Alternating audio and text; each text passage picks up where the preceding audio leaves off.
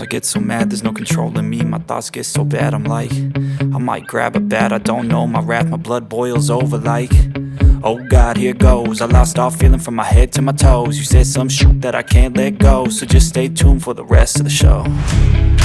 So have you ever felt betrayed?